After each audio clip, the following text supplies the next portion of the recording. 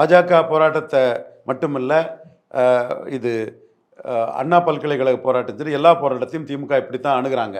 காரணம், அவங்களுக்கு போராட்டங்களை தாங்கக்கூடிய மனப்பக்குவம் அவங்களுக்கு இல்லை, அல்லது போராட்டத்தை அடக்குமுறை மூலமாக முளையிலே கிள்ளி எறிஞ்சிடணும்னு நினைக்கிறாங்க. அரசுக்கு எதிராக வரக்கூடிய சம்பவங்களுக்கெல்லாம் போராட்டத்தை அவங்க வேகமாக தடுக்கிற வேலையை தான் பண்ணுறாங்க. அண்ணா பல்கலைக்கழக விஷயத்தையும் இதை தான் பண்ணாங்க. இந்த அண்ணாமலை தலைமையில் நடக்கக்கூடிய இந்த போராட்டத்தையும் திமுக அரசு இதை தான் பண்ணுது. ஆனால் இதை பண்ணுவதன் மூலமாக இந்த அரசியல் என்டிஏ வெர்சஸ் டிஎம்கேங்கிற ஒரு உருவத்தை பெறுது. நடிகர் பின்னாடி போகிற இளைஞர்கள் விசிகாவில் பயணிக்க தேவையில்லை அப்படிங்கிற மாதிரி ஒரு கருத்து அடிச்சிருக்கிறாரு திருமா அவர்கள். இது டைரெக்டாக விஜயை தான் சால்றாருன்னு எடுத்துக்கலாமா? விஜய் பின்ன யாரும் போகலீங்களேங்க. நீங்கள் ஏன் விஜயை கண்டு இவ்வளவுக்குள்ள பயப்படுறீங்க? அப்படி பயப்படுறதுக்கெல்லாம் விஜய்கிட்ட எதுவும் இல்லைங்க. நடிகருக்கு பின்னெல்லாம் மக்கள் போகலை, லீடர்ஸ் பின்னாடி தான் போனாங்க. நடிகரும் லீடர்ஷிப் குவாலிட்டி இருந்தால் போவாங்க. விஜய் எந்த லீடர்ஷிப் குவாலிட்டியும் காட்டலையே. வரும்போதே அரசியல் வியாபாரத்துக்கு வர்றேன்னு தெளிவாக காட்டுறவர் கண்டு திருமாவளவன் இந்த அளவுக்கு பேச வேண்டிய அவசியமே இல்லை.